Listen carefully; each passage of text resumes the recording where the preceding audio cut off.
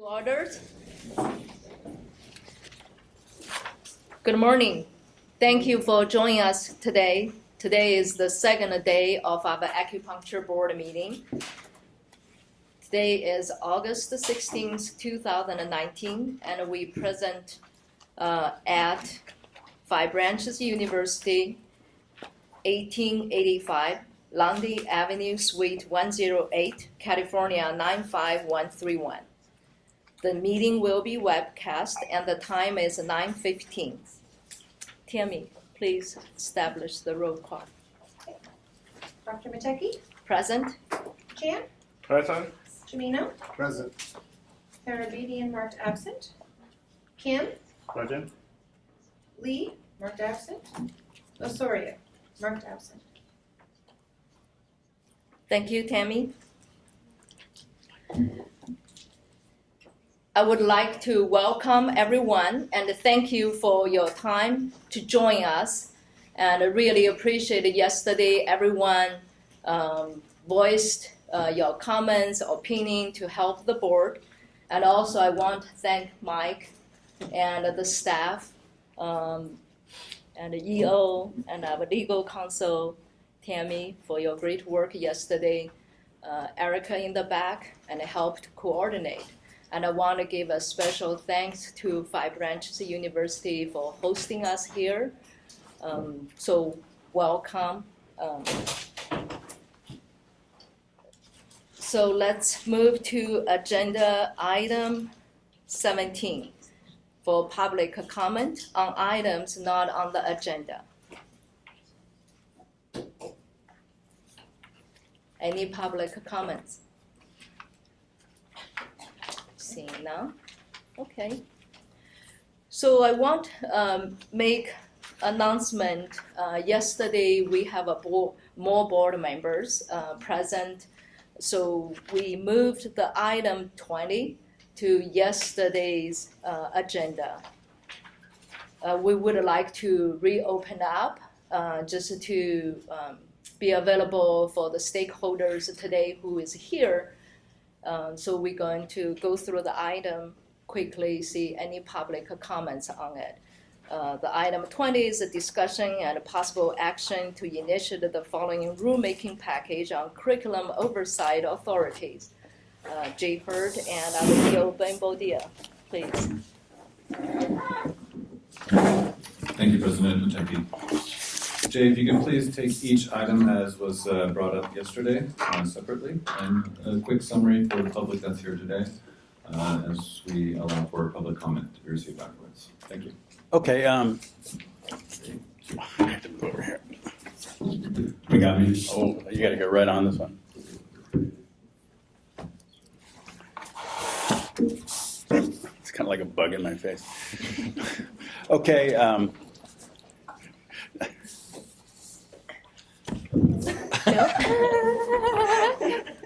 Okay.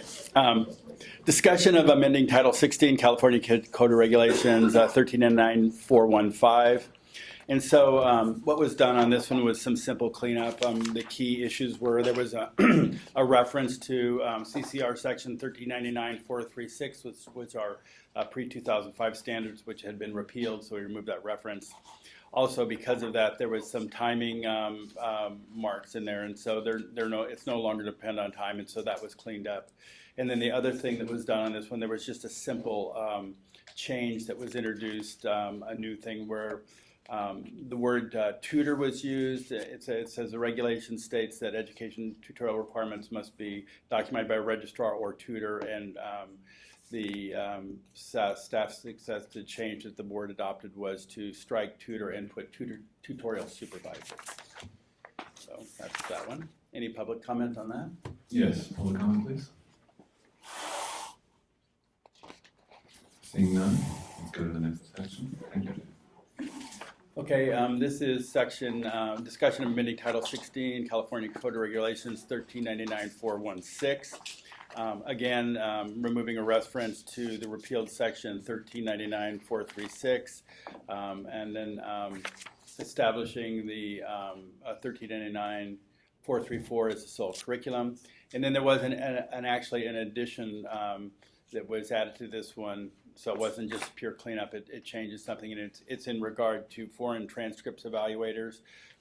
Currently, foreign people applying for the foreign route need an evaluation by a NACIS member, and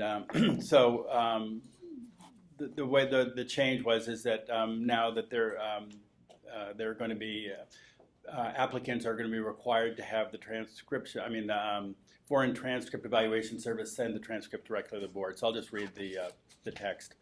The report shall be filed.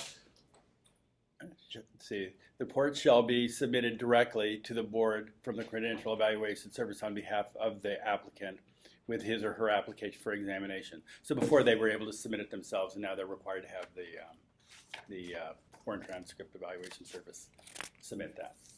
That's that. Thank you, Jay. Any public comment on this item?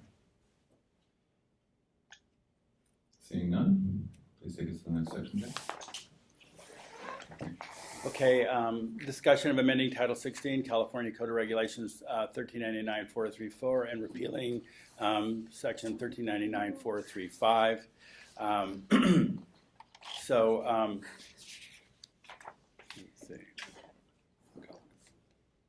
So if we just move through this one, I'll just go kind of through the bullet points. The first one was a place where we did actually make one change yesterday than what's printed in here, and so it's worth mentioning.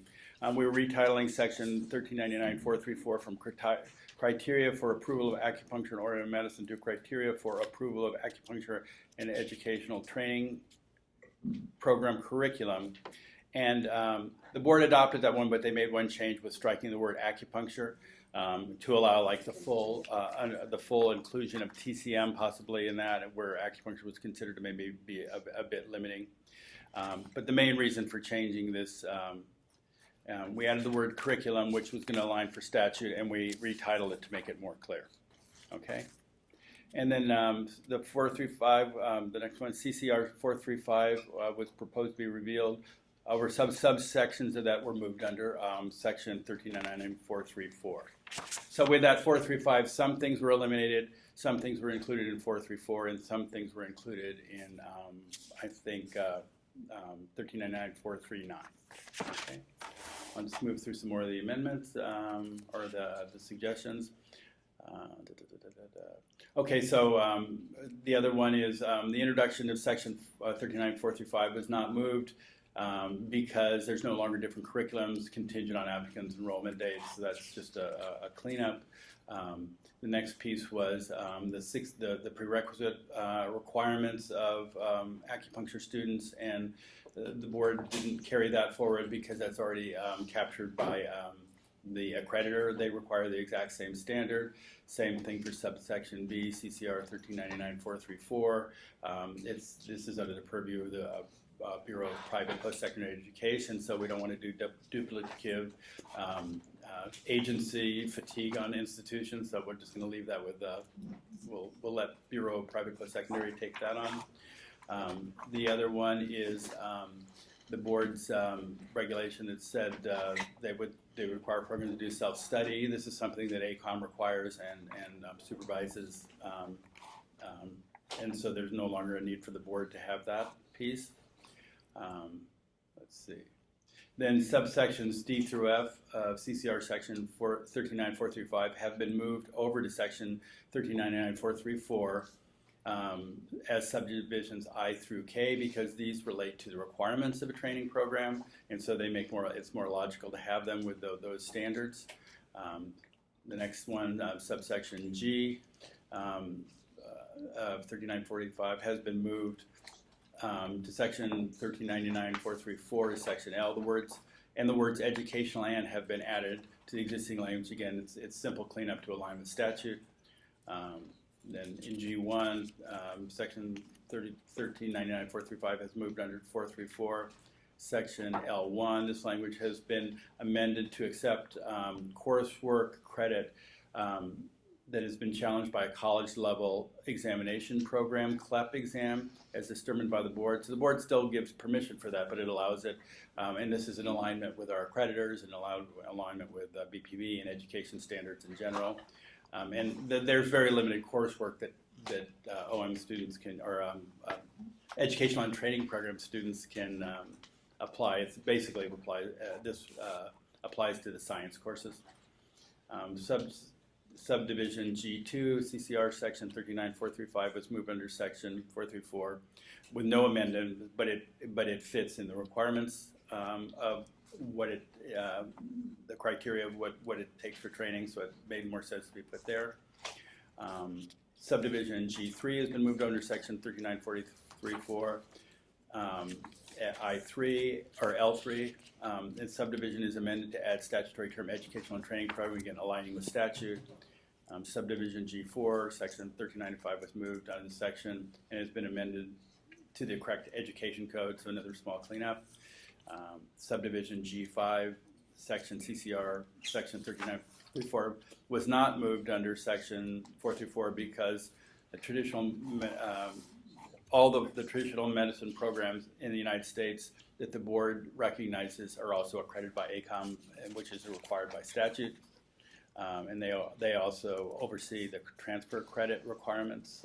Let's see, subdivision G6 of CCR section 39435 has been moved under section 434 as L5 and has been amended to remove the requirement that a record of the student's transfer credit evaluation and award must be filed with the board upon request. This is unnecessary because transcripts documenting such evaluation and award of transfer credit are already submitted to the board by the educational and training programs. Then subdivision G7, CCR section 3935 has not been moved under section 34 because it's outside the board's jurisdiction to oversee transfer credit. Well, the board's actually delegating this, or it's a duplicative thing more than it's outside our jurisdiction. We could have actually retained it, but it's already handled by ACOM. And that's that. Thank you, Jay. Any public comment on those items? Any comments? Moving on. This is a set of regulations that never ends, right? Okay. So discussion of amending Title 16 California Code of Regulations 1399-437 and 1399-438. This is further working with one part is what is the requirements and what is an application process. So the 437 is the application process itself, right? So anything that was to do with that was moved sort of in that place and retitled to be clear. And then what were requirements as part of 435 were continued with 434. And then there were some changes that were made to CCR 1399438 to align with statute.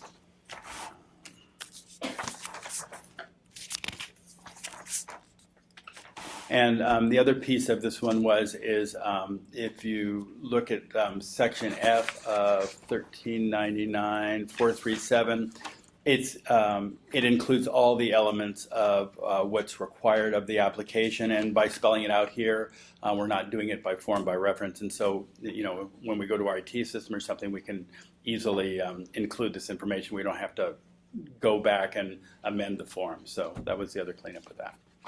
Thank you, Mr. Hurd. Any public comment on that? Seeing none. Okay, and then speaking of the next one, the amend section 1399-438, Article 5 of Division 3.7, Title 16, California Code of Regulations. Simple cleanup here to align with statute. So we added the word curriculum. So the board may deny, place on probation, suspend, or revoke the curriculum approval granted to any, and the word acupuncture struck, and then the words approved educational and training program. Educational and or with training program aligns with statute for failure to comply with any regulations in this article and the acupuncture regulations or the Acupuncture Licensure Act. Okay. Any questions or public comments?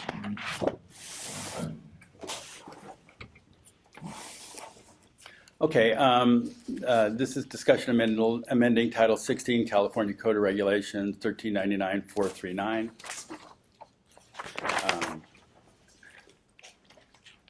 So the first item, section 139439 has been changed from school monitoring, records, and reporting to educational and training program and curriculum monitoring and records reporting to align with the statute. Terminology, the next bullet point, terminology has been aligned with statute changing acupuncture school to educational and training program under subsection A. Another simple cleanup. We discussed, the next item is when schools, it was speaking to when schools are to report their curriculum changes, and what ended up was different than what was putting here. It's the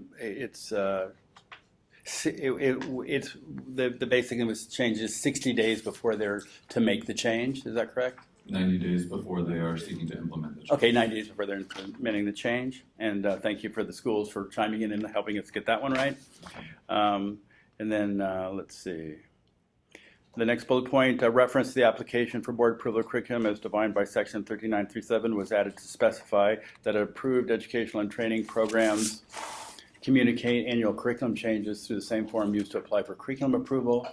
And then just some other small items. The idea, I mean, the requirement that they would submit a course cataloging during this and this school oversight is no longer necessary because they need to do that when they're submitting their application for board approval of curriculum.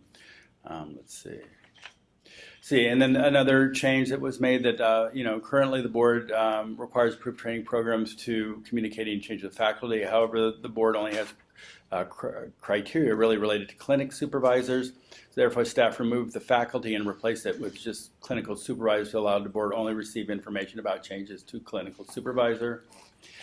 Next, let's see. The board no longer has authority over the administration, operation of the school, the student policies and along that line. And so all of those references have been moved in relation to administration, faculty, financial condition, filing their annual reports. And this is, the reason for this is the Accreditation Commission for Acupuncture and Medicine and the Bureau of Private Post-Secondary Education or a similar accreditor, if that's the case, oversees that already. And so it's duplicative in terms of agencies. There was a minor change to the word in subdivision B, changing the word school to curriculum, again, going with the board's current authority. Subsection C has been revised for clarity, so it is understood that all student records must be maintained in English. This was just a simple kind of word cleanup and works for clarity, and it's just a better languaging of it. And then finally, last but not least, subdivision D has been removed because the process for approved education training program communication of change of curriculum have already been addressed in subsection A. And that's that. Thank you, Mr. Hurd. Any public comment on that? Seeing none, we can move forward. I would ask, Madam President, if we can revisit an item real quick. I caught something yesterday after we had made the changes for section 1399.416. If you turn to that section, that language at the very bottom of 416, just after the staff recommending changes, I'll read what it currently says and then point out the possible challenge. This report shall be submitted directly to the board from the Credential Evaluation Service on behalf of the applicant with his or her application for examination. So I think that this might be a little confusing, as we would be expecting an application for examination from the evaluator as well. And I am recommending that we just strike everything starting with the word with. So with his or her application for examination. It is clear that the report shall be submitted directly to the board by the Credential Evaluation Service and not the application for examination. Are the board members okay with such a change? Yes. Yeah. From a procedural standpoint, I support your change there. Makes a lot of sense. Can I have a motion, or do we need to amend the amendment, or can we have a new? Yeah, I would recommend just doing, the motion can be something like motion to approve the amendment, or what do you think about this?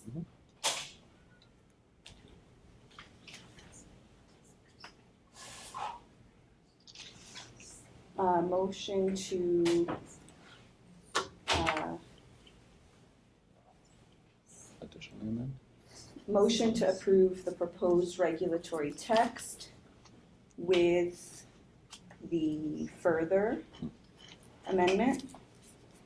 So perhaps motion to approve the proposed regulatory text with the further amendment to strike the language with his or her application for examination in Title 16, Section 1399.416, and direct staff to submit the text to the Director of Consumer Affairs and Business and Consumer Services and Housing Agency for review, and if no adverse comments are received, authorize the executive officer to take all steps necessary to initiate the rulemaking process, make any non-substantive changes to the package, and set the matter for hearing. Would anyone like to adopt that motion? I adopt the motion. I second. Excellent. Any public comment on that? Seeing none, roll call vote, please. Dr. Matecki? Yes. Chan? Yes. Camino? Yes. Garabedian absent. Kim? Yeah. Lee absent, Osorio absent. So the motion passes 4-0 to strike language from 416. Thank you. Thank you. Thank you, Ben. Thank you, Jay. Excellent. So now we will move to item 18, legislative update. Mr. Boudia, please. Thank you, Madam President. Let me pull up my notes on this as there's been some changes to some of this legislation. I want to make sure I'm giving you as current information as possible. So in the memo, this represents updates since the, let's see, the memo was released for July 12th, and I'll be providing what we had on July 12th and then follow up with subsequent updates since then. Assembly Bill 544, Mr. Bro, Assemblyperson Bro. Professions and vocations, inactive license fees, and accrued and unpaid renewal fees. This would limit the maximum fee for the renewable license and inactive status to no more than 50% of the renewal fee, as well as prohibit a board from requiring payment of accrued and unpaid renewal fees as a condition of reinstating an expired license or registration. The board took an opposed position to this. Additional updates, it's been held on the suspense file in the Assembly Appropriations Committee and will not be moving forward in 2019. Any questions from the board or other positions there? None? Okay. Next bill is Assembly Bill 613, Assemblymember Lowe, Professions and Vocations Regulatory Fees. This bill would allow the board within the Department of Consumer Affairs no more than once every 4 years to increase any of its fees by an amount not to exceed the increase in the California Consumer Price Index for the preceding 4 years. It would also require that any Consumer Price Index-based fee adjustment made by a board receive approval from the Director of the Department, who shall approve the adjustment only if none of the following apply. The board has unencumbered funds in an amount that is equal to more than the board's operating budget for the next 2 fiscal years. The fee would exceed the reasonable regulatory costs to the board in administering the provisions for which the fee is authorized, or the Director determines that the fee increase would be injurious to the public health, safety, or welfare. It also clarifies that fee adjustments allowed by the bill do not apply to administrative fines, civil penalties, or criminal penalties. The board took a support position on this, and it looks like 613 will not be moving forward this year. Assembly Bill 778, also by Assemblymember Lowe, works with the Acupuncture Board's continuing education. It would require the board to establish by regulation a procedure for identifying acceptable providers of continuing education courses, require all providers of continuing education to comply with the procedures established by the board, and authorize the board to revoke or deny the right of a provider to offer continuing education coursework for failure to comply with specified provisions of law. The board took a support position on this, and the hearing is scheduled for next week on the 19th of August. Any questions or comments from the board?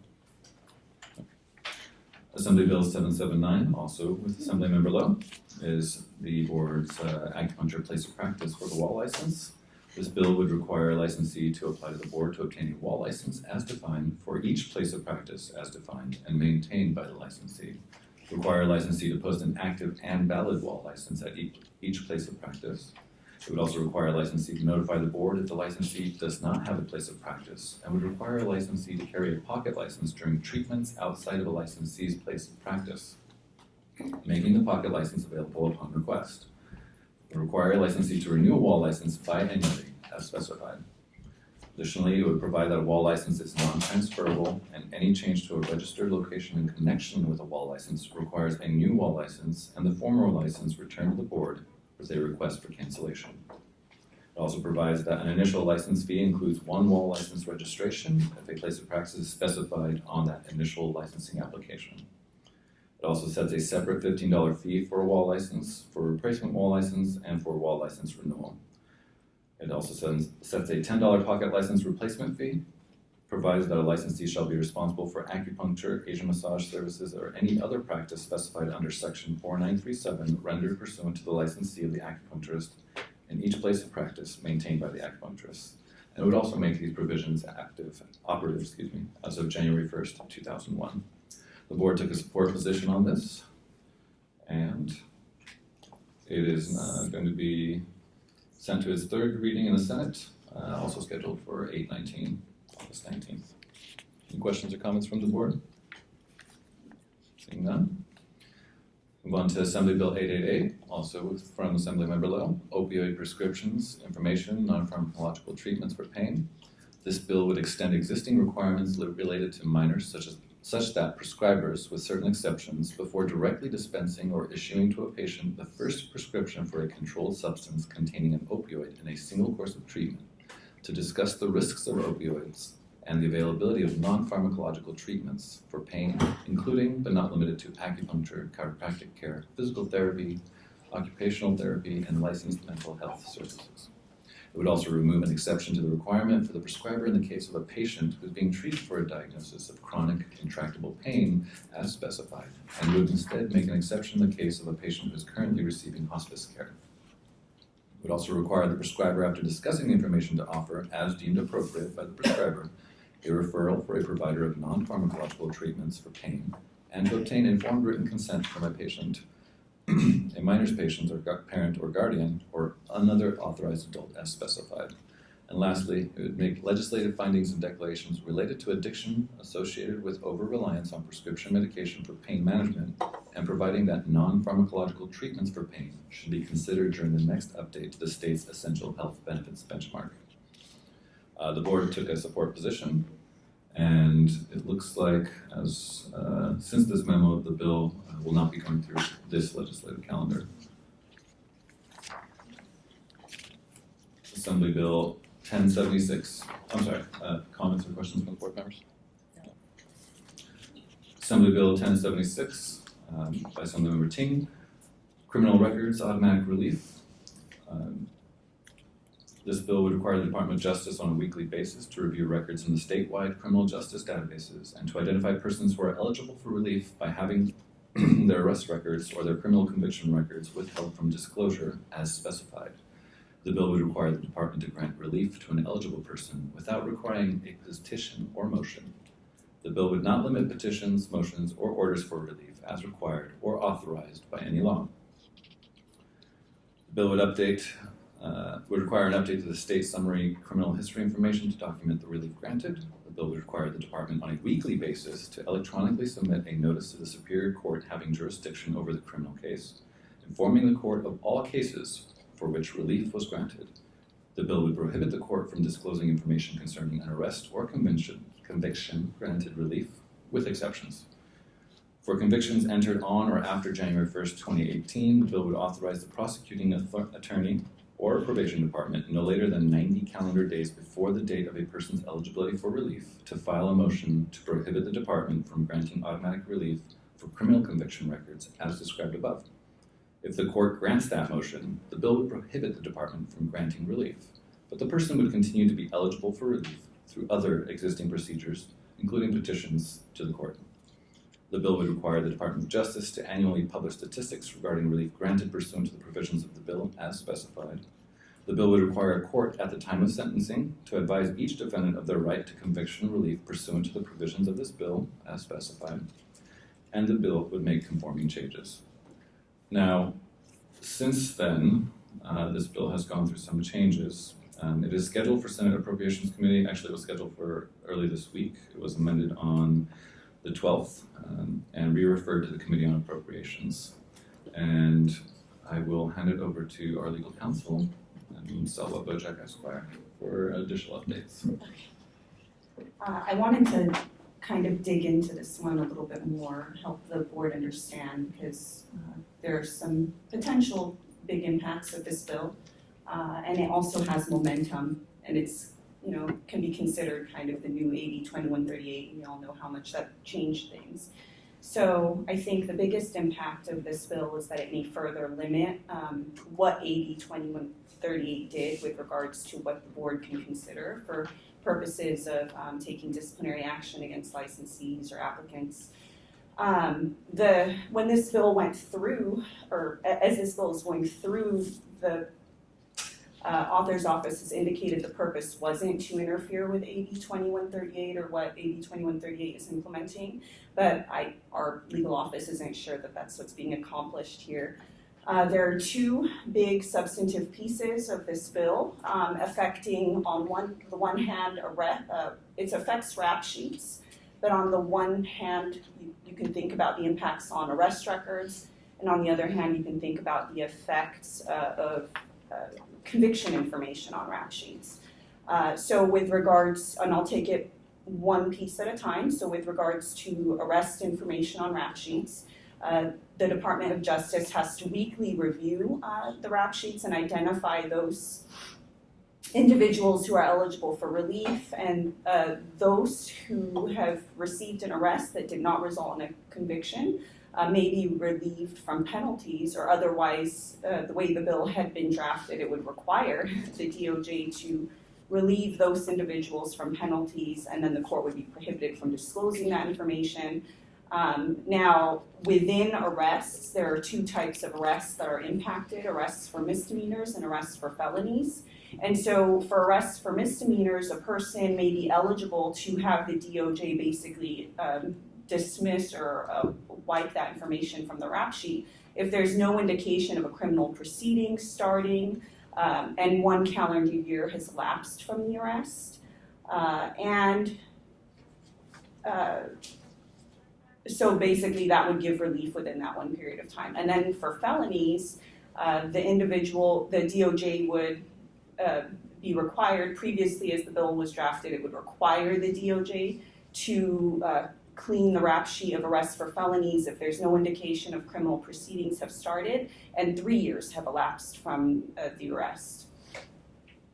And so the concern here is that the board in those instances may not be notified of these arrests. So the arrests for misdemeanors where proceedings haven't started with 1 year, arrests for felonies where proceedings haven't started for 3 years. I think the biggest issue for this bill with regards to the board is the impact on convictions. So moving on to the conviction piece. Every week, again, the DOJ has to review eligibility for relief for those who received a conviction. The relief would include dismissal of the conviction, and the rap sheet could either the bill can be interpreted one of two ways. Either the DOJ would wipe the conviction information from the rap sheet, or they can indicate on the rap sheet something like relief granted. Now, in order for there to be eligibility for this relief, if it's a conviction of a misdemeanor, the individual would have had to have completed their sentence and 1 year has elapsed since judgment, or they've been convicted of a felony and 2 years have elapsed since the sentence was completed. And arguably, the rap sheet could be cleansed of the conviction of a felony while the person is still on parole or probation. Now, so for arrests, an individual might be eligible for this cleaning of the rap sheet if they meet some of the eligibility criteria. For eligibility for the cleaning of the rap sheet of the conviction information, they'd have to meet all of the criteria. Now, there are two arguable impacts that this bill could have. One is a timing impact. Basically, under AB 2138, the board can consider convictions which have occurred within 7 years, or I believe if there was incarceration for about 7 years. This bill would further narrow that to where the board couldn't consider conviction information if only 1 or 2 years has passed, as opposed to 7 years. So, for example, if 3 years have passed and the DOJ wipes the record because they've met the 1 or 2 year requirement, depending on if it's a misdemeanor or felony, the DOJ can wipe that information or mark it relief granted by pursuing the relief on its own motion, basically. And then the board wouldn't be able to consider that, even though it's within the 7 years prescribed by AB 2138. So it does that further narrowing. And so there's that timing issue. And then the other effect is what information the board receives about these convictions. So as I mentioned before, the DOJ, we think, can interpret this one of 2 ways, that they either could delete the information from the rap sheet such that the board never sees it, or they can leave it on the rap sheet but identify relief granted. But either way, there's nothing the board can do about it with the information. So, but I think as was pointed out, as of August 12th, there were some significant amendments to this bill. And the biggest change I think that we noted was that instead of requiring the DOJ to grant these types of relief, it would authorize the DOJ to do it. So this bill will require, further review and further analysis, but we thought it was worth pointing these things out so that it's on your radar and that you're aware of it and the impacts. But currently, this bill has been passed as amended.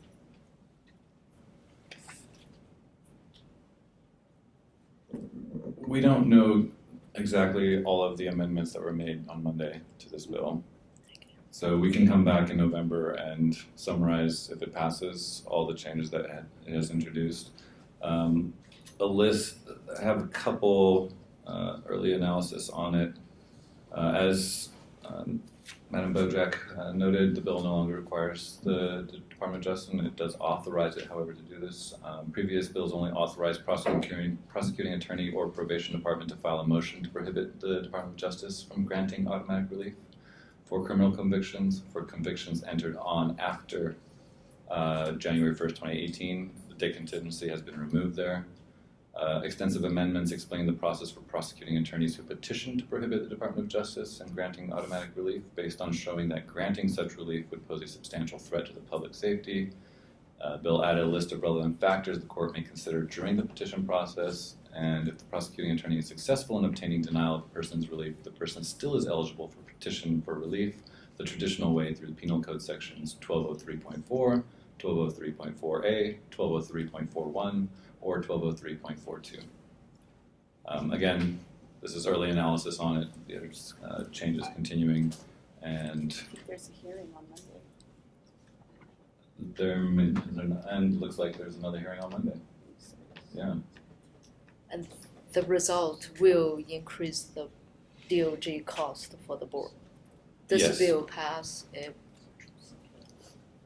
It would increase those costs, and as we discussed yesterday in terms of our fee study, there are unaccounted for costs that happen with every legislative and regulatory year, so this would be an example of that. The board did take no position on this at the last few meetings, and staff has no recommendation. Any further questions or comments from the board?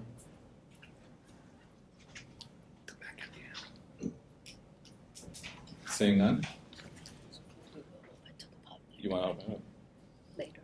We go at the to- end? Yeah, let's do it, I think. Okay, we'll call for public comment now on Yes. that AB 1076.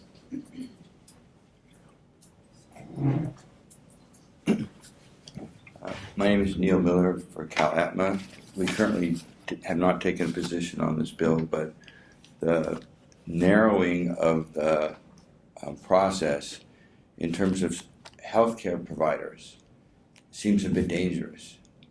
And maybe the board, although you don't have a position on it, could express to the author some of those concerns. I would think that as a practitioner, not representing our group, but as a practitioner and anybody else concerned, that timing issue can be a problem.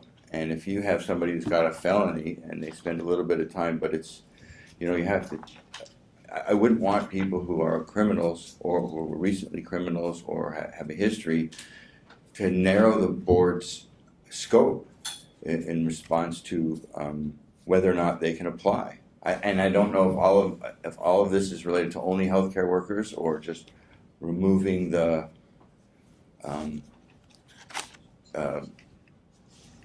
wiping the record clean. But if this has to do with healthcare workers, I'd be concerned and consider what are some of the other medical boards, if they've taken a position on this. If you can see that there's a trend amongst the other healthcare, is the CMA against this, or the Kairos against, is anybody else looking at this and the impact that would have on public safety? Thank you, Mr. Miller. We are not aware of other positions taken on this, although we might be able to find out. California Law Enforcement Association is, opposed? Yeah. Yeah, opposed. California law. Association of Records Supervisors. Very good. So right now, that's the only opposition we have on file based on ledge info. So would it be beyond the scope for you guys to reconsider your neutral position and maybe send a message to the author that you do have concerns? We have this meeting today and it's on the agenda. You have a quorum here, so perhaps you could take it up, maybe you could discuss it. And before the day's out, you could revisit this because this is a big issue and I don't want to just make a check mark and say, we took a no position on this and then later have to find out that someone slipped through the cracks and somehow was able to apply for a license. So this would apply to more than just the healing arts. Specifically, the Contractor State Licensing Board has made an opposed position to this. Additionally, the California District Attorneys Association, California Judges Association, California Law Enforcement Association of Record Supervisors are all unopposed. However, the list for support is quite long, and including American Civil Liberties Union of California, a lot of rehabilitation associations. Are there any medical people in that? Because this is a very specific position that you guys represent. That's a very long list. San Diego District Attorney's Office for support, as opposed to. But no other healthcare providers. No other board that No. represents. Healing arts. No. On a personal level, speaking for myself, I hope that you take an opposed position, just because of that window and possibility. And they could become a 2-year bill. Maybe they could amend it next year, but I think it sends a better message. That's just my personal comments. Thank you, Mr. Miller. Board members, any Thank you. questions or comments? Okay. I will move on to Senate Bill 53. By Senator Wilk. This bill modifies the Bagley-Keene Open Meeting Act and makes changes to the definition of a state body, and it would require 2-member advisory committees of a state body to hold open public meetings if at least one member of the advisory committee is a member of a larger state body, and the advisory committee is supported in whole or in part by state funds. The board took an opposed position to this, notably because it would make our 2-person committees very challenging, and as you've seen in the last year, our 2-person committees have been very productive, allowing finalized regulations and suggested statutory language even to come before the board. So it does streamline our processes, and for that reason, the board took an opposed position. In terms of updates, it's in the assembly, referred to the Committee on Appropriations. The hearing was held on 8/14 and is now placed on the Appropriations suspense file, so it does not look like it will be moving forward this legislative cycle. Any questions or comments there? Public comment? All right, Next bill is Senate Bill 425 by Senator Hill. Healthcare practitioners, licensees file, probationary physicians, and surgeon certificate and professional conduct. This bill would amend Business and Professions Code 800, Subdivision C1, to delete the specification that the summary of a licensee's central file be comprehensive when provided to a licensee when the source is being protected. It adds Business and Profession Code Section 805.8, requiring any defined healthcare facility or other defined entity to report any allegation of sexual abuse or sexual misconduct, as defined, made against a healing arts licensee by a patient, if the patient or the patient's representative makes the allegation in writing to the relevant state licensing agency within 15 days of receiving the written allegation. It would require that the relevant agency to investigate the circumstances underlying the received report, and that such a report be kept confidential, and with certain exceptions, such a report would not be subject to discovery or disclosure in a disciplinary hearing. It would make a willful failure to file the report by a healthcare facility or other entity punishable by a civil fine not to exceed $100,000 per violation, and any other reporting failure punishable by a civil fine not to exceed $50,000 per violation as specified. It also allows the fine to be imposed in any civil or administrative action or proceeding brought by, on, or on behalf of any agency having regulatory jurisdiction over the licensee regarding whom the report was or should have been filed. It also provides that any willful failure to file a report constitutes unprofessional conduct by the licensee and prohibits a person, including an employee or individual contracted or subcontracted to provide healthcare services, a healthcare facility, or other entity from incurring civil or criminal liability as a result of making a report. And it also makes additional changes impacting the Medical Practice Act. The board did take a support position on this, and it does provide for more public safety and consumer protection. In terms of additional updates, was re-referred to the committee, the Assembly Appropriations Committee, and the hearing is scheduled for the 21st of August. Any questions or comments from the board on this? Seeing none, move on to Senate Bill 601 from Senator Morell. State agencies, licenses, and fee waiver. This bill would add Government Code Section 11,009.5, authorizing any state agency that issues any business license, including but not limited to a certificate, registration, or other document required to engage in business, to establish a process for a person or business that has been displaced or is experiencing economic hardship as a result of an emergency, as defined, to submit an application for reduction or waivers of fees required by the agency to obtain a license, renew or activate a license, or replace the physical license for display. It also specifies the following in the agency's fee waiver process: the methodology used for determining whether a person has been placed or is experiencing economic hardship, the procedure for applying for a reduction or fee waiver, that the application will be made within 1 year of the date on which the emergency was proclaimed declared. The board did not take a position on this. And additional updates is that it's in the Assembly, referred to the Committee on Appropriations. The hearing is scheduled for the 21st of August. Any questions or comments from the board? Any public comment?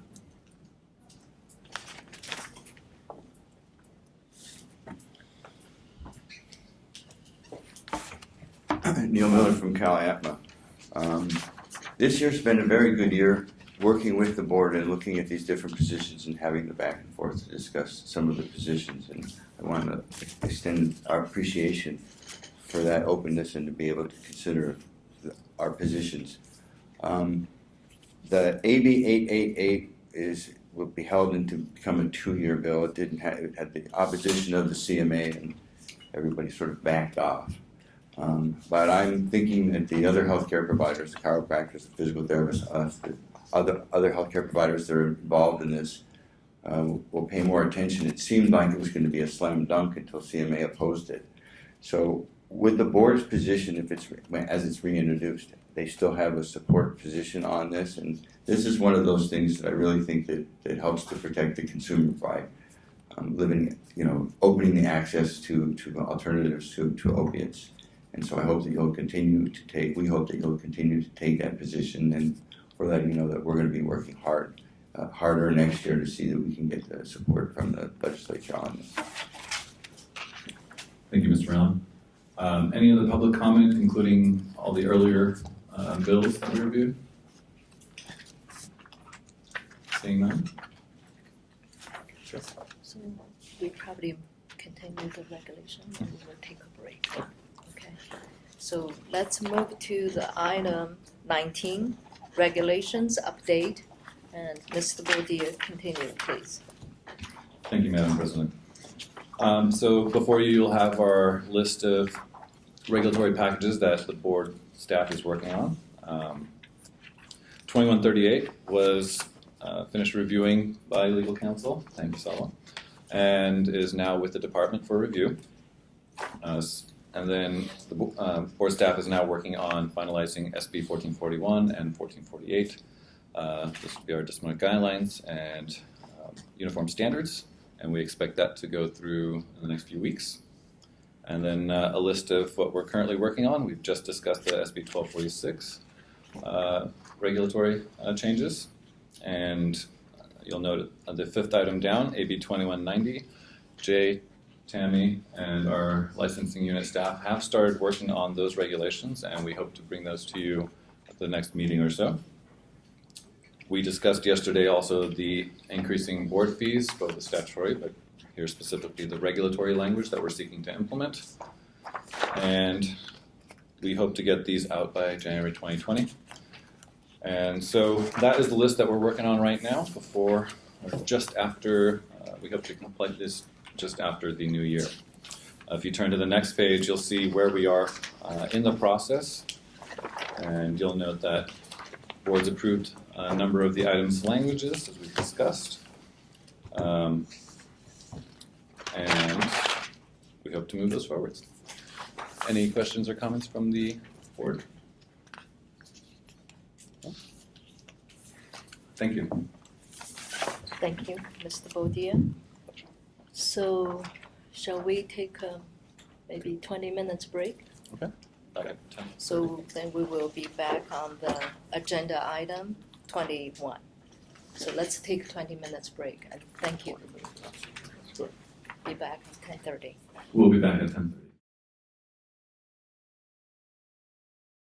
And let's continue. We don't need to do roll call, right? No. Okay. Let's move on to item 21. Discussion and a possible action to initiate a rulemaking to adopt the Title 16 CCR 1399.419.3 application for retired status restoration. Mr. J. Hurt, please. Okay, thank you. I'm going to begin the discussion on retired license status designation. So acupuncturists have been working in California since the late 70s, right? So there's a number of acupuncturists that have become mature and seeking retired status. And it came to staff attention that the only way people could end their licensure was to either go on inactive status and have to pay $325 every renewal cycle, but they don't have to do CEs, which if they're not going to practice anymore is not attractive.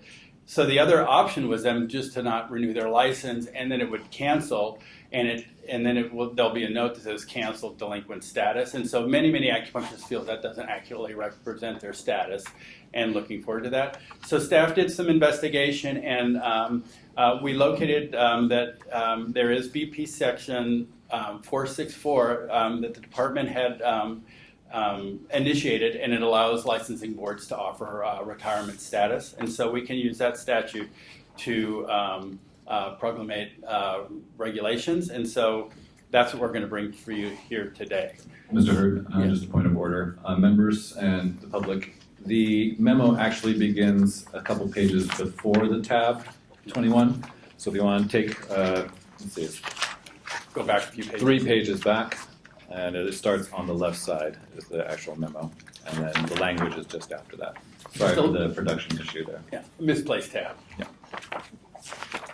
Okay, Thank you, sir. so I'm just going to go ahead and give our little formal discussion just to flesh out everything here.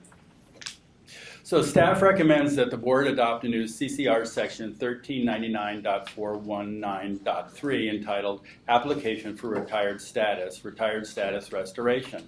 This statute requires an acupuncturist with an active or inactive license that was not placed on inactive status for disciplinary reasons the option to apply for retired status. Further, staff included a licensee with a current license that is not suspended, revoked, or otherwise restricted or subject to discipline the option to apply for retired status with the board. This requirement was included based on research of other boards' retirement laws and regulations. Additionally, staff recommends that only licensees in good standing be allowed to apply for retired status. The license is required to complete an application and pay $75 fee pursuant to BPC 464 subdivision B4 to cover the reasonable and regulatory cost of issuing a retired license. The fee has been set for $75 based on staff research of other boards. In addition, methodology, including personnel services, costs, operating expenses, and equipment costs to determine the cost per unit, were taken into account in setting this fee. This is referring to our fee audit that we talked about yesterday.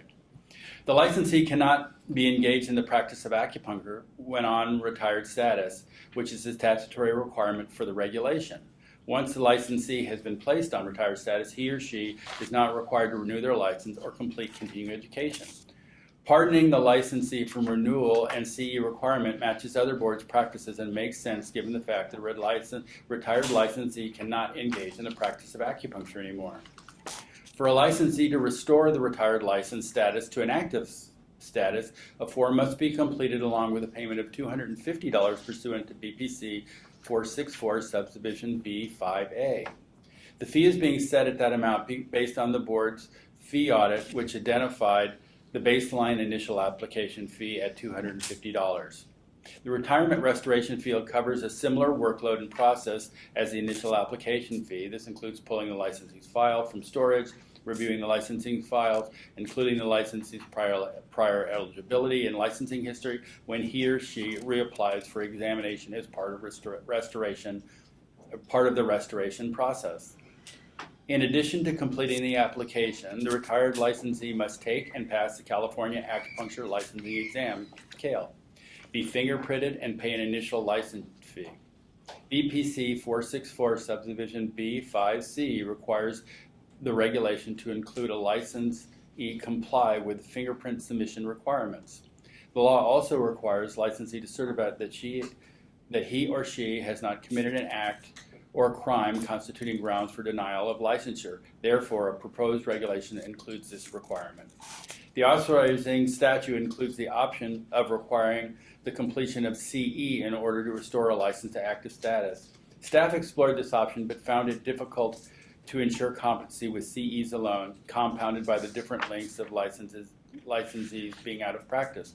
Staff felt placing a more stringent requirement, such as passing the exam to restore the retired license to active status, would be a better method for licensee's competency and protection of the public. Given the options already in place, with going inactive or letting a license cancel, the licensee can determine the appropriate path for his or her career license status. The committee met and discussed the proposed regulations and has moved for its staff presentation to the full board to review for possible discussion items. And then one other qualification, the licensing and exam committee had met on this originally and approved these regulations of the board, but then staff had made some additional changes, and those were submitted to the committee for review, and on August 13, the committee approved the staff changes, and so what you're going to see in regulations include those changes. So if we look at the proposed regulations, it's listing the process that I summarized in that memo. And then the last part of it, you'll see that it's listing all these different requirements, and it's basically listing what the application requires. And so it's we're not referencing the form, we're just listing the qualifications, so that gives the board a little freedom moving forward when if we want to change the application, we don't have to go back through a whole regulatory process. And then if you turn the page past the tab there, you'll see the application in its form that we proposed. to start with, and there we go. That's what I have for you.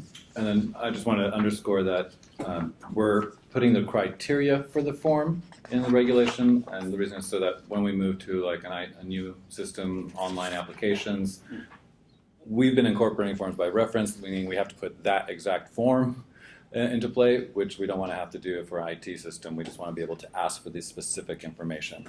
And what you see after the tab is a sample of what it could look like. It's just to show you a visualization of the information we're requesting. Right.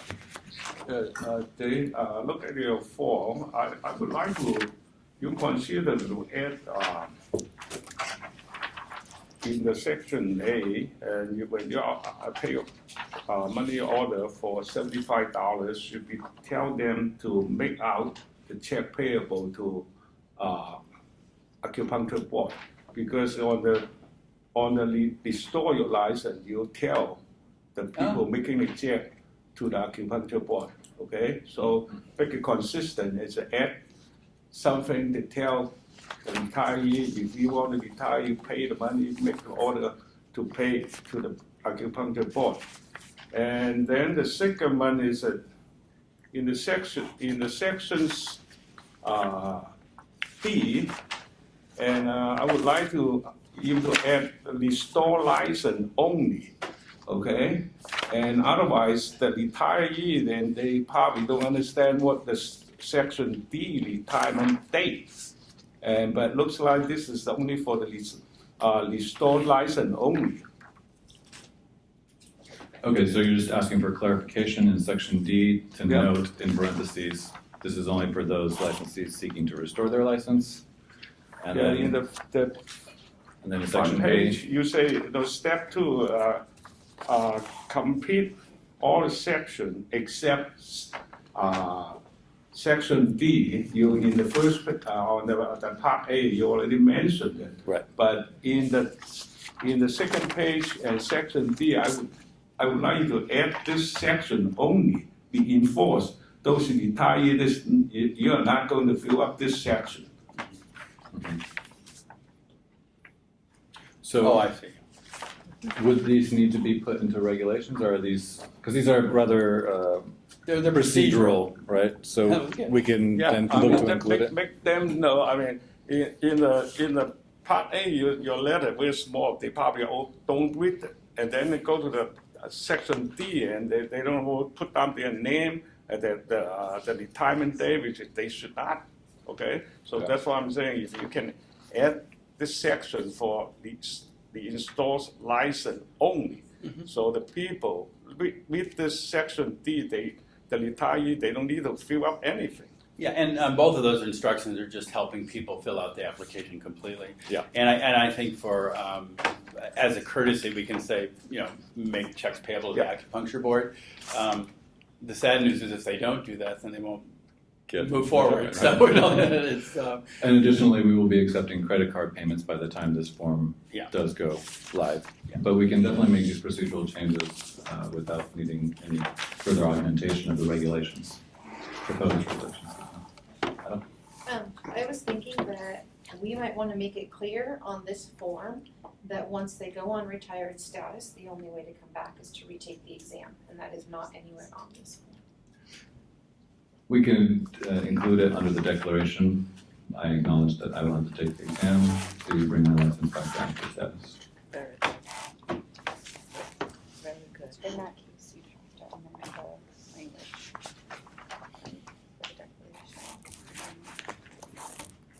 I mean, are you wanting to change the language of item 11 of the declaration? Or are you just wanting to add like a preface, a clarifying note? Yeah, I If you're think gonna actually change the declaration, you may wanna change the language. legal counsel is advising that if we want to change the actual declaration, we will want to look at the language under section C. Subsection 11, declaration agreeing to not engage in the practice of acupuncture while on retired status and while on retired tax status, to only use titles permitted by subdivision A1B. The Acknowledgement that the individual will have to take the exam again to come back to active status. to comply, with subdivision B1, perhaps? And to comply with subdivision B1. That would be simpler, right? Or you could just say compliance with actually non-engagement acupuncture, so that's in there. And then you said use only the specific titles. It's a scrum. It's a scrum. It says, and only choose the titles, so you're asking them to comply with these two. Shall not be required to release, you don't have to come in there, but or jurisdiction. So you could just say to comply with subdivision B1 through 3, comply with exam, fingerprints, and payment of the fees. So you could say declaration of not to engage in sexual and not to subdivision 1, and to comply with the requirements of subdivision B1 through 3. Something like that. How does that sound?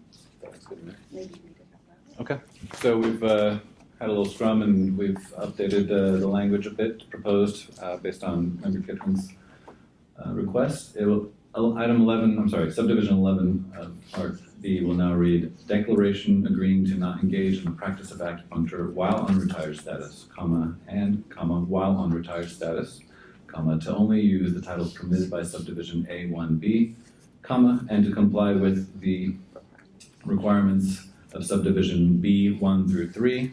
And as you note, B1 through 3 is take and pass the board's licensing exam, comply with the fingerprint submission requirements, and payment of the examination. So, is it much better to making 2 forms than one? One just for the retiree and one is for the restore the license. I think is that the declaration is not that confused because you say all, and this is confused because you just retiree and then your declaration very clear, and your restore the license, the declaration very clear. Because right now you say, you combine it, and then you say, retires and acupuncturist, or acupuncture during the time I'm on the retired status, I declare under perjury, the penalty of perjury under the California state, California, then the information above. This is only for the retiree. How about the restore license? So I like if you consider make this 2 form instead of 1. So we can do that? More clear and more easy for the people. Indeed, we can definitely do 2 forms from this regulation. This regulation is just requesting what's required to go on retired status and another one to come back to active status. So like once we have our new IT system, we're asking, the question will ask, are you looking to retire or are you looking to come back to active? And then it'll take to the appropriate page with the appropriate information requested. Note that we're adding the regulatory language so we can easily go into this declaration because there's no actual code cited in this declaration, right? So we can say it in plain English at that time. But we just want to capture that in the regulation itself so that we do require that. Well, and actually staff looked at that and actually felt that this was almost a better way to do it because you're going off and it shows you what to go on. So you kind of consider the full process by doing that. But I totally understand your point too. One's one process, one's another process. But as we've underlined, it's like we wanted to make it a clear, like you're really going to retire. It's not going to be a way of evading, a relicensure or some way of getting out of that, right? So if you really want to put your kind of license on hold, you go inactive, right? If you're going to retire, I'm meaning to retire, right? And there's a serious bar to go up. So this shows that there's one way out and there's one way back in on the same page. So that was sort of one of the things we had looked at doing that. But as Ben mentioned, we really have the freedom to represent the form however. And actually when we have our new business modernization system, it'll be a click and it'll take you to this way or that way, right? So it's pretty adaptable is really what we've done. That's sort of the new kind of way we're managing our forms. Right, so we can adapt, and like what your concerns are, let's be as clear as possible, right? So, and to add to that clarity, legal counsel is also recommending that for subdivision B11, we add. Let me read it. What it would be now. declaration agreeing to not engage in the practice of acupuncture while on retired status. And this is what we're adding, pursuant to subdivision A1A, so that we're sourcing that in the code. While on retired status, comma, to only use the titles permitted by subdivision A1B, again, sourcing the code, and to comply with the requirements of subdivision B1 through 3. And we'll be able to include that clarity on the forms. And this is about. And then just also for clarity, in subsection B1, we would be adding a comma, taken past the board's licensing examination and comply with the application requirements set forth under section 1399.413, comma, subdivision B. It's just really technical there. Clean up. I didn't quite get that. You got it, We're just adding a comma. I'll read it up. And then, just for the record, I wanted to know, I think something important that Christine had mentioned in devising this regulation.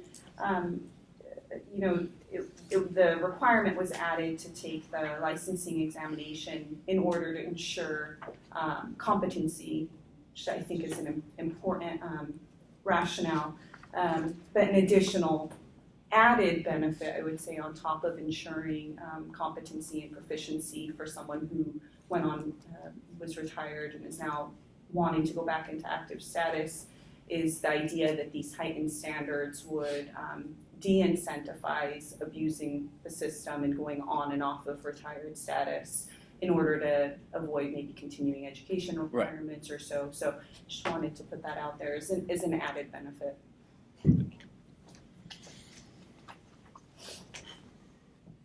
Any other comments or requested changes, clarifications from the board? Shall we have legal counsel provide a motion to adopt for the board members based on this new language? Sure. Okay. Just to make sure, I understand the board's on the same page. If I don't hear any nays, I just want to get a sense that the board's on board with all of the amendments you've discussed. Yes. Okay. Seeing everyone seems to be on board, I'll propose some motion language.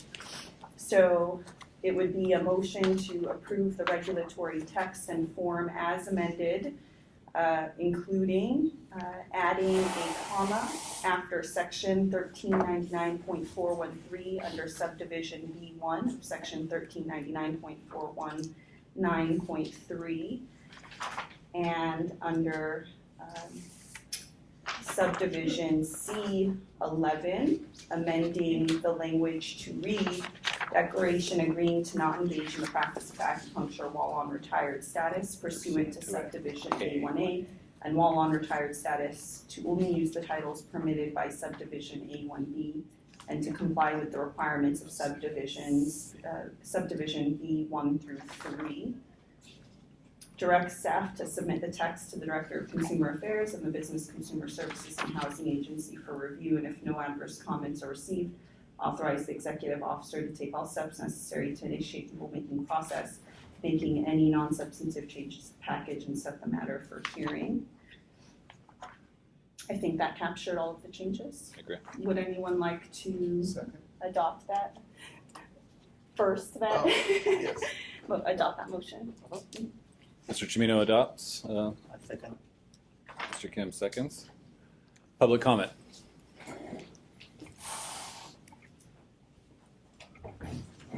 Jacques Normand, Campus College. I wanted to thank Mr. Chan for working on this retired. So the clarification, the retired status versus inactive status, that's a very important thing, and I think our students need to be very clear on it so that they know that if they go on retired status early enough, they'll be eligible to take the exam again. So the time span is really important versus the inactive status. Inactive status, they can be reinstated, but yet the time can lapse. So yes, their competency and their ability to deliver safe and effective treatment might have lapsed over that time frame. So, we need to be very clear on making this two options clear and very easily understandable because even the 3 years lapse, I've noticed that some of my old alums have lapsed their license. They actually forgot about the 3-year rule. Next thing they know, they have to take the exam again, and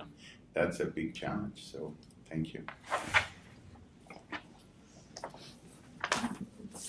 Any other public comment? Yeah, I wanted to actually ask for a little clarification on how one section would operate. So, member Chan had pointed out there, section D, just some questions about section D, and that's kind of where my questions are as well. So for, it says retirement date and asks for the last date to practice acupuncture. So let's say someone stopped practicing acupuncture in January, then applied for retired status in June, and they're filling out this application and they indicate they last practiced in January, and then they're issued their retired status. Would the retirement date be when it's issued in June, or the date they indicate last practice, like in January, or is that? I would think it would be when the application was processed, not when they said it, because they're still they may not practice, but their license is still active until this process goes through. That's what I always see it. So why is that even relevant then? The retirement date? When they, Because we need to figure out where it could have been. Well, let's see. This is for they're required to do that when they're coming back, right? So it might have been 10 years. That's the whole thing. So it's like they need to let us know at some point so we can find them. Or we can find them by their license number. So I guess it's an attestation that's what it was. It's more of an attestation. Right. That's when they last practiced. Mm-hmm. So I don't think this requires a change in the regulatory language. Right.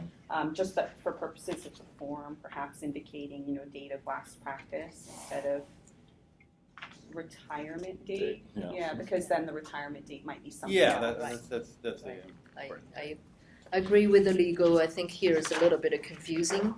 It is important, I think, with the date of the last practice date, but the retirement date is maybe different. So Right. there should be a clarification. Thank you for pointing this out. it's one of the things that confuse. Yeah, it's saying two things and asking for one answer. Right, so our form does misrepresent subsection C 10. Which just asks for the Date last left. date as opposed to a retirement date. Mhm. And then I also wanted to comment because Member Chan had pointed out it was confusing which applications subsection D would apply to. And I was just looking at it, it seems like it might be relevant to either application. Someone entering retired status might indicate that they stopped practicing, That's what I thought too. before. Yeah, and then also for restoration of license, similar information would still be relevant. So I was thinking that would, for purposes of the comment of indicating restoration only, I was thinking it actually, Could go and I either wanted way. to ask if that was staff's intent as well, that question would apply to both applications actually. I hadn't thought about it before, but I actually agree with you. It seemed when we were going through it today, it seems relevant on both pieces because somebody may have stopped practice for a while and you have 3 years before or at least there might be a licensing period where you're going through where they're thinking about it, so at least they can capture that. I mean, in a way, when they still have a license, it's not relevant. When we're coming back from it, it's like how long in some ways, it's not relevant either way. If they give us their license number, we can figure out what was going on. So it's an interesting consideration. Mm-hmm. Do we need it at all? Either way, right? Yeah. Because we can figure all that stuff out by their license number. Yeah. Yeah, I Tammy? just want to point out that on our inactive application, we do ask them the last date that they practiced at. Right. So it's consistent. Right. I don't see any problem including it in both. Would we want to specify it in California? They might not be retiring in any other state California, then. retiring from California licensure. Yeah. I think that's more relevant right there. Would that be something to indicate in the reg language? Yeah, in subsection C10. So it would read date licensee last practice acupuncture in California. It's a licensed acupuncturist in California.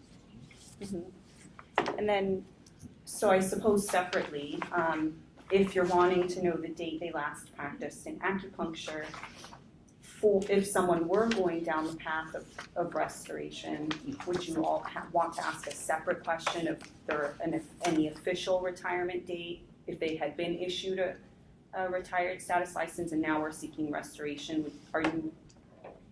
Would you also need or want that additional information disclosed about their retired status issuance date, as opposed to date of last practice sentencing? Let me deconstruct that a little bit. So what you're asking for is you want them to say, hey, I've been retired and I'm coming back, and telling the time frame? This was my retired status date. So I suppose if you were to look them up on a verify license page and they had gone into retired status, it'll indicate the retired Yeah, we would status have date. their record, right? I mean, it should be on the file. Like, so to So me, I you don't, wouldn't need to ask, That's what or I'm wouldn't thinking. want to ask for it on the Yeah. form. Okay, just wanted to clarify. Since section D seemed to hint at both, I wanted to know if you actually wanted both, or just knowing the date of last practice is what you're looking Right. for. I think it's fine. Would it helpful if we add that information in the restoration form? As like, when's your official retirement date? We don't use it. Yeah, because, I mean, to me, the official thing's going to happen is when we process this application, not anything about, they may have retired 6 months before we finish this form, right? So we won't capture that. The other point is it won't really be relevant, just because we're not putting a time frame on when they can take that test and be relicensed. So whether it's been 6 months or 10 Right. years, we're not saying that there's a cutoff for when they can take the test again and reactivate their license. And that was kind of my overall idea about Section D. In some ways, it's not that valid. I mean, it's not very useful to us in reality because we have our record, right? Is that something that was required per the general BMP? That I don't You know. know, I don't know. I can't speak to that. Legal counsel, can you help? Another scrum? Can I phone a friend? Did you remember the BPC provision? 464. 462? Oh, that's inactive. Hang on. What'd you say, Jay? 464. 464. I suspected it might be there though, knowing Christine. That's Jack, right? So let's see. So I'm looking at Business and Professions Code Section 464, and it says the regulation shall contain the following. Retired license shall be issued to a person with either an active license or inactive license that was not placed on inactive status for disciplinary reasons. Holder of a retired license issued pursuant to this section shall not engage in any activity for which license is required unless the board by regulation specifies certain criteria to practice. The holder of a retired license shall not be required to renew that license. The board shall establish an appropriate application fee in order for the holder of a retired license issued pursuant to this section to restore the license to an active status. The holder of that license shall meet the following: pay a fee established by statute or regulation, which is what the board's doing, certifying in a manner satisfactory to the board that he or she has not committed an act or crime constituting ground for denial, which the board has, comply with the fingerprint submission requirements that the board has, and if the board requires completion of CE for renewal, which the board's not doing, instead it's doing the examination, I believe. Yeah, correct. And it starts with if, so that's an optional one. Complete any other requirements as specified by the board by that regulation. So we can throw it in there or So not. this falls under, I think, that catch-all. Right, yeah. So we could yes or no it. Yeah, Yeah, I think we could let it off. And we have freedom with the form anyway, so it's not Yeah. required, right? We don't have to do anything. We can just change the form. I think, for purposes of the Office of Administrative Law, they're, one of the criteria that they're gonna look at in evaluating the board's forms is the requirement of necessity. So I think it's helpful for the board to discuss and identify, why Is that that information is necessary and whether, and how it will help board staff in its processes, which my understanding is that it's here for that purpose, but perhaps, because I've heard a little bit back and forth about whether or not it's relevant, so perhaps clarifying if that information is necessary and helpful for board staff Well, at the end of the day, we're going to go by our record, not by what they say. for the date of last practice, Yeah, you mean? right. Well, not even the Well, date of life but practice. you won't have that information unless they give it to you. Well, what we'll have is the date we change their license status from active to retired. And that's what we're really looking for, especially the way it's. You mean for the restoration piece? Mhm. Okay. I mean, they may have 18 months before their license expires and they don't execute this until usually that's what will happen. Everybody does 11th hour for sort of stuff, that pay their fees at the end of the month and those kind of things, right? So we care when they execute the application, or we complete it, not when they last retired, because they're perfectly licensed at that point, right? And so you're wanting that piece for the, We're not, we're entertaining leaving it out. oh, Yeah, just striking it all striking it together. all Oh, together. okay. As in, As it doesn't- answering my question, I Okay. wasn't sure if it's something you were wanting or if it's necessary. Board members, it doesn't give us any additional Yeah, information. right. So It's not necessary. I think that you really set the criteria that we need to look at. I recommend striking item 10 completely and then changing 11 to 10 and 12 to 11. We're gonna have to have a new motion.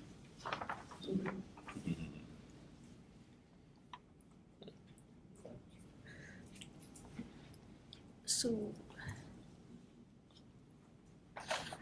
is there any overlaps, like how many days you will ask them to apply? At least how many days to apply for the retirement status or not overlapped? Oh, my point is if they are at the time still, it's the date is already expired for renew. But then in the process, we are process the timeline. So we go with their application date, not as our final process date. We go by the postmark on the envelope, or once we go to the new system, it'll be the date that they submit that application Okay. online. Okay, so then maybe somewhere they wanted to make that a status before their expiration Yeah. somewhere, right? And they have to be in a current and active status. Right, to that go. was my observation. Retired status. Right. Can we open it up to public comment? Yes, please. Yeah, Public Jack Monroe, comments. Amherst College. Just wanted to have a clarification. So we wanted these individuals that were retired or in this status for them to retake the exam because we don't know their competency. However, I'm not very clear, what if they did have an active license in another state, in United States, so it showed that they were current and practicing? Would they still have to do it? I'm not very clear. Would they still be eligible to retake this exam, or can they be grandfathered in and not have to take the exam because they did keep an active license in another state? So because each state has their differences in education and practices and scope, we would require that they take the exam. Okay, For very, California. very clear. Thank you.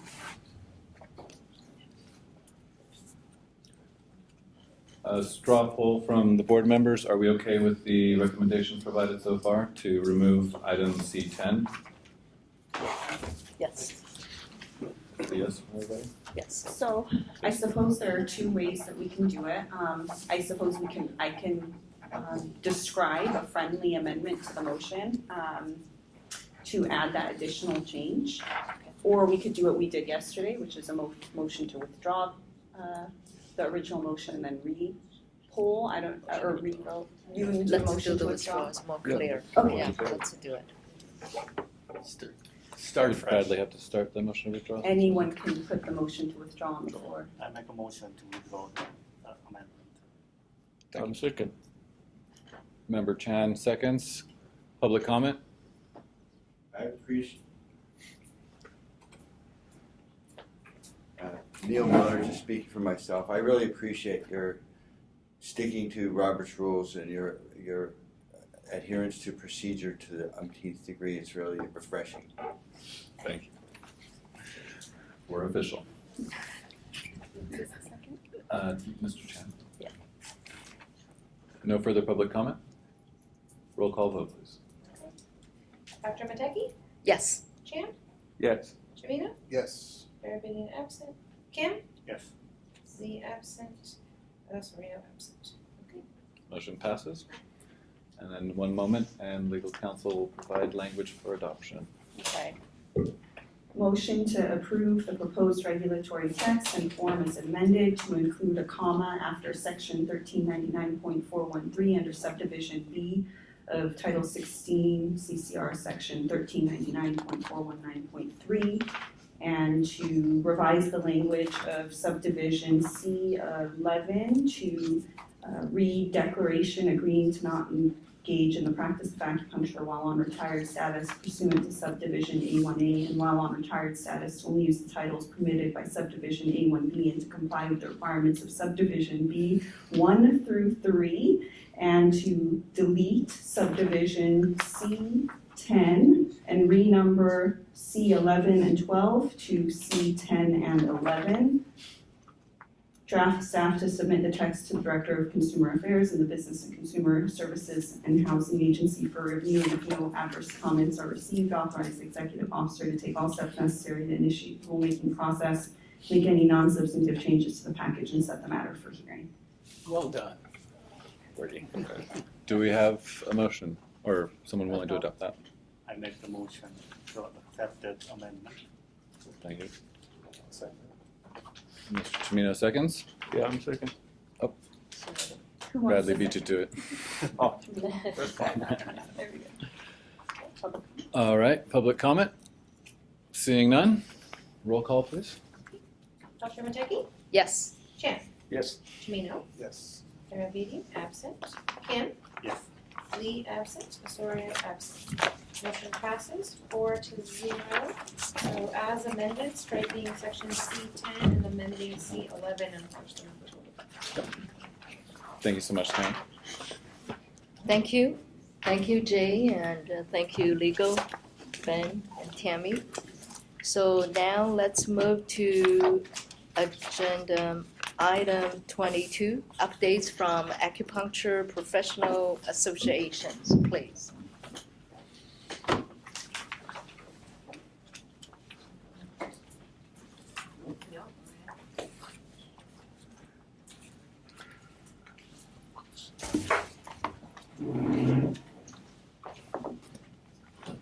Neil Miller, Cal Atma. Cal Atma would like to extend our appreciation to the board members. This year's been extraordinary in creating this partnership with you to better protect the public and to look at the rules, regulations, and statutes. At the August meeting, June meeting, you allowed us to talk about a couple of big issues, dry needling. Did I do something wrong? Oh. Dry needling and TPT and manual therapy. We need some clarification as legal looks at this. Some of these issues perhaps can be easily remedied in regulation, and some of them need to be done in statute. So we've had the opportunity to make a presentation. We'd like to ask that you put this on the November meeting to further discuss this and perhaps take action if there's action that can be taken as far as something falling under the category of regulations and something that positions that we've taken and informed you on that you agree with us. And if not in statute, so that we can start to prepare our regulatory language and to indicate to us and to the public our position on these. We're pretty clear as other issues come up. We'd like to compliment the board on their efficacy at lowering the backlog of enforcement cases. This last couple of years with Ben and the team he's put together, he's really reduced that a lot. I mean, I understand that the costs are up, but we're really excited that, especially that the sexual impropriety cases have gone way down. That was the most alarming thing over the past X amount of years, and that's really gone down, and I think that that's the board getting the word out there. Cal Atma looks forward to working with the board and the schools to continue to prevent and be on the proactive side, as Mr. Kittman said last time, so that we don't have these high costs. I'd like to see our profession have a lot less enforcement. We see that the costs are going up, so let's see if we can be a little bit more proactive. And we appreciate this back and forth, letting us know what the issues are and to work with the schools too. It's a partnership of all the stakeholders, and this year has really been a good example of how it can work. The Senator for Medicare and Services, CMS, is doing a research study on the effectiveness of acupuncture for low back pain. And you might think that that doesn't have any effect on the scope of this board, but we believe that it does. In so much as that you at least can authenticate the things that we're saying. We've sent the board a copy of CalAtma's letter to CMS. Because of the way that the research paper was drawn up, the majority of California practitioners will be exempt from participating in the study because they only accept NCCAOM.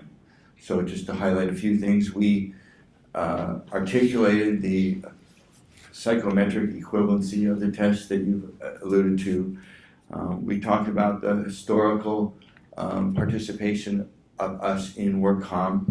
We talked about our occupational analysis, and that's all in a letter that Ben has gotten, and we hope that he'll distribute to you guys. I think he's already done that. Much like when I get something from the California state, if I want to do some business with somebody overseas, you have to have that authenticated. So I don't know if there's a process for that, but that's what went through my mind is if this letter, the things that are in this letter, if the board sent a letter to CMS and said, we authenticate the things that are in this letter. These things that they're alluding to and referencing the acupuncture board are accurate. You're not taking a position in support of the profession, but you're just saying that what we've said, highlighting the work that you have done, is accurate. Because with 30% of the practitioners in America in California, this excludes a huge population and the most experienced practitioners from participating in this low back study.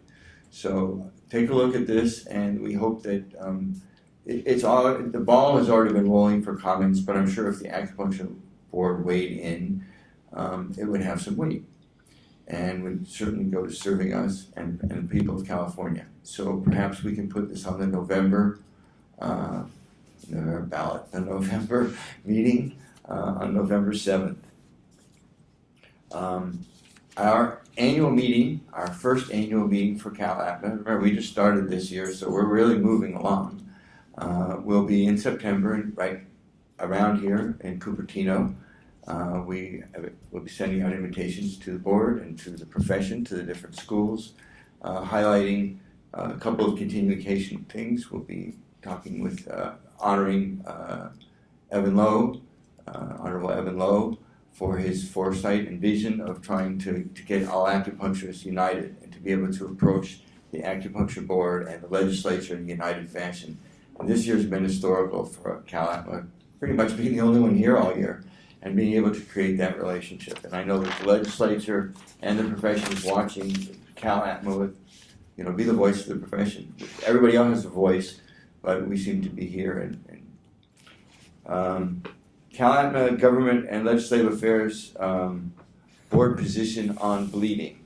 Now we've brought this up before, and we had originally thought that it was going to be on the agenda for this meeting, but we would like to request that it be on the agenda for November. We think that we believe that this is something that is part of our scope of practice. It's in the regulations for legal counsel, as I pointed out before. It's Article 3.5, 1399.434 BI, where it specifically says adjunct acupuncture procedures, including bleeding, cupping, gua sha, and dermal tacks. And our position is that this is within our scope of practice. There was a previous executive officer who did something that gave an impression that it wasn't. So we are really seeking clarity whether or not this is something that we need to go to the legislature with. We together is going to the legislature before because it's right here in the board's book. So this should be an easy fix, but there's a lot of things on hold at the schools, at the seminars. People are watching the way that they talk. They don't want to be in violation of their scopes. This is a big deal that I think is easily we think it's a big deal, and we think it's easily fixable.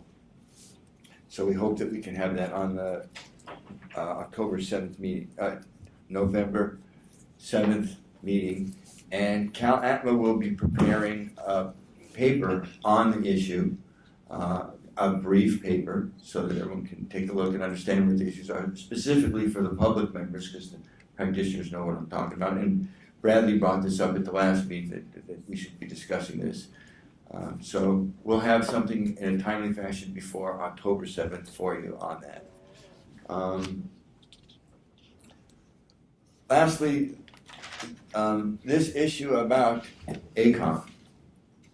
This is probably, not lastly, I also want to thank the board for listening yesterday on listening to our words and our recommendations on changing CCR 1399.434. It really sends a message that we're working together, and you're not working to support the profession but for the public. So we thought that this was a good way of communicating with the public, and we had at least the discussion of the difference between or inclusion of protecting the public and informing the public. Those are equal things, which brings me to the Consumer Guide to Acupuncture. Not since Arnold Schwarzenegger left office have we had the Consumer Guide to Acupuncture. For those of you who don't know, there have been 4 publications of this. I have given the board copies of this. We would like this to be on the November, or within the timing quickly, because patients ask about it. I'm about running out of all of the consumer guides that I had from 5 years ago, and we would like to get new ones. So, and I think that the profession would actually pay to get those. I mean, you could download them, but I think if they were printable copies, that you could, not necessarily making a profit, but that we could pay for that. We'd like to figure out how that the profession could get some of these. I know you can download them online, but it's much easier, especially for those who make the effort and the expense to come to these meetings, to be able to follow along rather than scrolling down our phones. If you, the staff, could take a look at what the cost of this would be, and if we could pay the cost of what it was, I think that would be a service to the profession and to enhance the experience of coming here and working with you. Lastly is about ACOM. As you were been informed, and there are people in the audience here who aren't informed, some who are watching on TV perhaps, that ACOM has put forth proposals to divide the profession. That they don't want to look at the body of Asian medicine or acupuncture and traditional medicine, as Cal APMA refers to it, as a whole body of medicine. They want to divide this profession, and they're going to accredit acupuncture programs and herbal medicine programs. And that doesn't include the bridge of all the other things that we do, whether it's moxibustion or gua sha or bleeding or tuina and qigong and all the things that make up the beauty of what this medicine is, especially in California. And with a third of the practitioners in the country here, what we do is a big deal. So of everything that I've asked to be on the agenda in November, this is the most important. And I'm advising the board to get a big room in San Diego. Because I think that every acupuncture association is going to show up. I think that the schools are going to weigh in on this, because this has a huge impact on everyone in the country. I would recommend, on behalf of our committee, that you invite ACOM to come here to see what kind of impact this would have, that this would throw everything that you're doing into a tizzy. And that within the last 2 years, ACOM has been the accrediting body for California. And I just kept hearing again and again with Jay's great presentation and all the references to ACOM, that we're changing all the regulations because ACOM has so much power. And for them to screw this up by screwing over the profession and the traditions of what is traditional acupuncture and traditional medicine is astounding to me. So we really want this on the agenda, and we will send you information. We want the board to be up to speed on this and be able to make a decision. And this particular issue highlights a cohesiveness between the schools and the profession, the stakeholders. And it got me to thinking that it's really great this past year, 2 years, that you've been asking for what comments from the profession. I'd also like to extend that to our brothers and sisters who run the schools, that perhaps we can have an update from the schools, an update on the doctoral programs, so that those that regulate the profession have a clearer picture of some of the problems that might be having, stopping cheating scandals, anything that one school hears. This should be a safe zone for us to be able to protect the public. So perhaps in the future you could include them on here. That concludes my presentation. Thank you very much for listening. Thank you, Mr. Miller. Any other updates from association?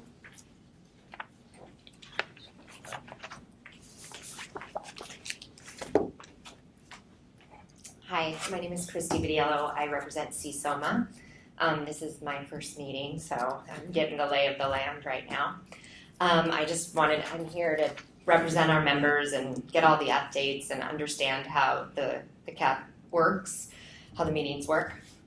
Our biggest update, I guess, is our president has changed. Tiffany Tufte has stepped down to being a general board member, and Mike Morgan has taken over as our president.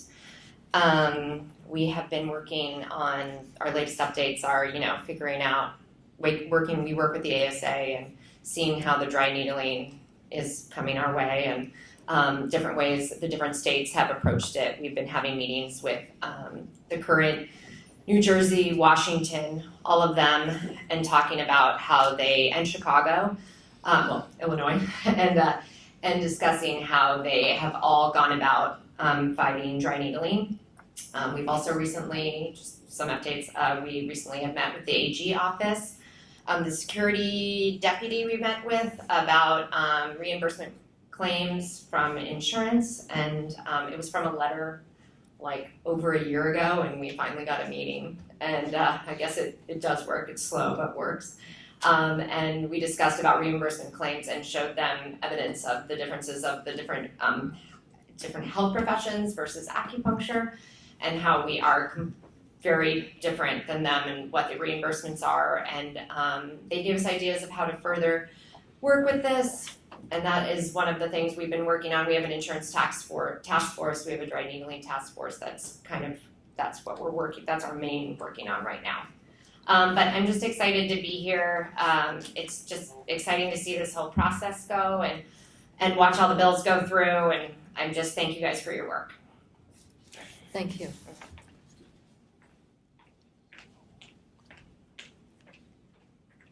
Any other updates from schools, associations? Professional. Still good morning. From President of Cal Adama. I think Dr. Miller mentioned a lot of update. One thing I want to know, Cal Adama joined the ASA, that is a National Acupuncture Association. That is the only one thing update. Thank you. Thank you. Thank you. Okay, no more updates? Thank you. So let's move to the item 23, future agenda items, and we have the meeting dates already, but we will go through. Oh, Sorry. You can sit, but the board's going to discuss it first. so let's start board members. What you like to see on the future agenda? Any things that we haven't been discussing that you've heard that you want to bring up? Like we will be bringing some other language like AB 120, 190. Any looking at perhaps scope? Like otherwise, we definitely. If there's nothing additional that you want brought up, that's fine. We can open it up to the public. But this is your time to call for any specific items. About the continuing education, I remember We'll be looking to bring the ethics requirement back in November. Is that what you're talking about? Yeah. Okay. We've been working on that language, so we'll have that worked on for you. Anything else?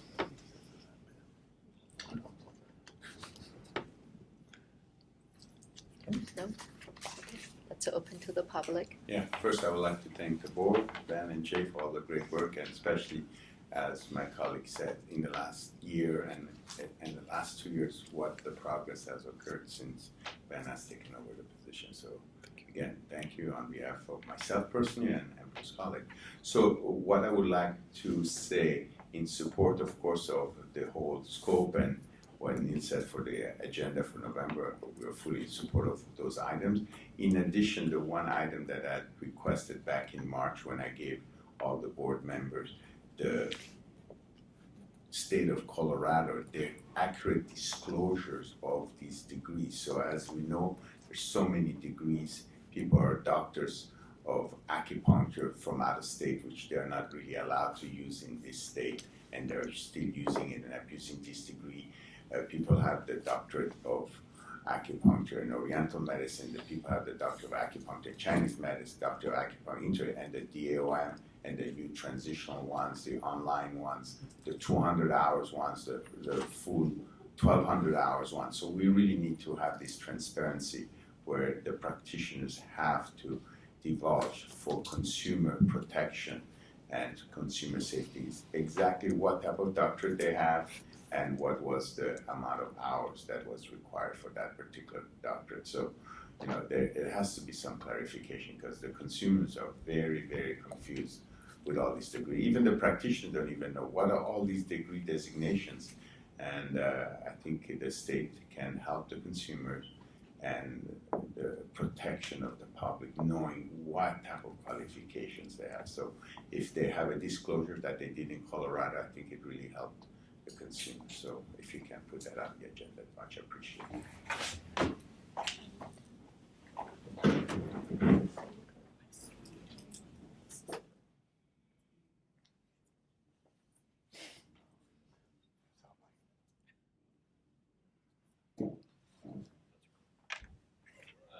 Point of order. Thank you very much for all the suggestions so far. We just request that you keep this agenda item to new points, new items for November. Not that we haven't, keeping in mind that we've already discussed some of these. So thank you. Anything new? My name is Neil Miller from Cal APMA, and since this is new agenda items for the next, first I'd like to echo what my colleague and brother Jock has said regarding the doctoral things. We brought this up before, and what I would like to discuss or have discussed is to have something about this on the November meeting. Not that you can take action on it. What I would like to discuss is putting together a task force, and you can put that into your strategic plan perhaps next year, where we can bring together the various stakeholders of the schools, the accreditation people, these other people who are looking at this, so that in the interest of better informing everybody, the profession, the consumer, the board, what's going on, that we take not an hour or 15-minute presentation to try to figure it out, but perhaps we could take next year and have a series of task force meetings to understand this particular, very complex issue. The second part of my agenda items is really a test for the executive officer to make sure he has down the items that I agendized, with bleeding and all the others. So, you got them? Got them. I just wanted to have in the record to make sure. Last year you did so well at recreating what I had asked for earlier, so. Thank you. Okay. Thank you. So the board know the next meeting is November the first week. So November 7th and the 8th. So our next board meeting will be November 7th and the 8th will be in San Diego. We'll get the address to you as soon as we've got that location down. Any other association? Any other future agenda items not already discussed? Seeing none, Madam President, we can close this item. Okay. So I just want to conclude, and again, I want to thank Five Branches University for hosting us for this 2 days meeting. And also thank all the stakeholders for allowing us to have this meeting smoothly, and also for your participation, and greatly appreciated all your dedication and hard work, to support us. We will look forward to see you in San Diego, November 7th and 8th. And the meeting is adjourned. 11